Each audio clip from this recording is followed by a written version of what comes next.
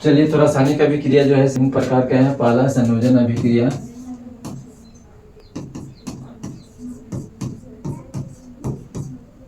संयोजन अभिक्रिया।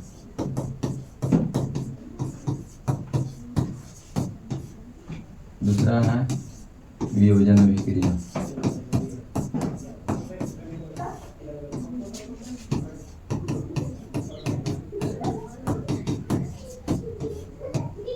तीसरा है विस्थापन अभिक्रिया।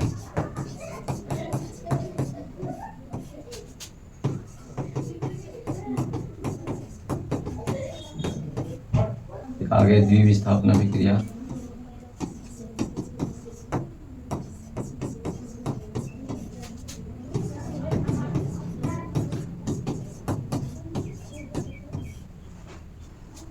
और पांचवा है रेडॉक्स अभिक्रिया।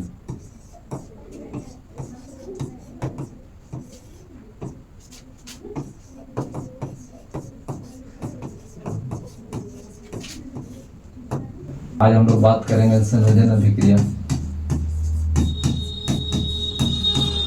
संयोजन अभिक्रिया, संयोजन अभिक्रिया में क्या है? संयोजन वह रासायनिक अभिक्रिया है जिसमें दो या दो से अधिक पदार्थ मिलकर एक नया पदार्थ बनाते हैं। तो हम संक्षिप्त में रूप में कह सकते हैं कि A + B = AB, यानी जब दो अभिकारक मिलके एक उत्पाद के रूप में बनाएगा, है ना। जो रासायनिक क्रिया में भाग ले रहा है यहाँ पे वो अभिकारक और ये उत्पाद के रूप में बन रहा है। जो पूर्व वाले जो रासायनिक क्रिया में भाग ले रहे हैं वो सारे पदार्थ से भिन्न होंगे। उदाहरण के रूप में प्रस्तुत करें, जो इस रूप में व्यक्त कर रहे हैं। मैग्नीशियम क्या है, यहाँ ऑक्सीजन से क्रिया किया, वो क्या बनाया? मैग्नीशियम ऑक्साइड बनाया। देखना है कि जो यहाँ मैग्नीशियम ऑक्सीजन से क्रिया कर रहा है, तो यहाँ पर क्या है? मैग्नीशियम ऑक्साइड के एक अणु में मैग्नीशियम के एक परमाणु, ऑक्सीजन के भी एक ही परमाणु, जबकि यहाँ पर जो रासायनिक क्रिया में भाग रहा है ऑक्सीजन के एक अणु में दो परमाणु है। तो इसे हम संतुलित करना चाहेंगे। यहाँ जो है से ऑक्सीजन को दो लाने के लिए यहाँ दो गुना कर दिए।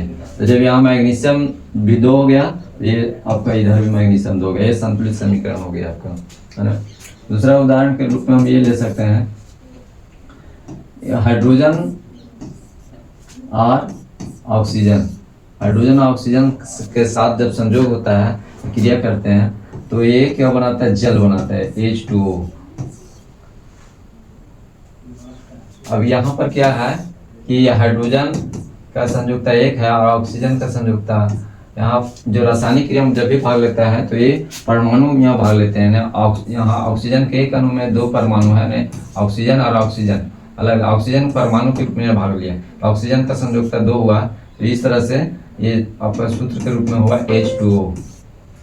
तो यहाँ जब हाइड्रोजन ऑक्सीजन से संयोग करेगा तो क्या बनेगा? जल। अब ये देखना है कि जो उत्पाद के रूप में नया चीज बना, ये जल के रूप में हुआ, जबकि ये जो भाग ले रहे हैं हाइड्रोजन एक ऐसा गैस है जो जलता है, ऑक्सीजन जलने में सहायता करता है, जब लेकिन दोनों का जब संयोजन हो जाता है तो जल बनाता है।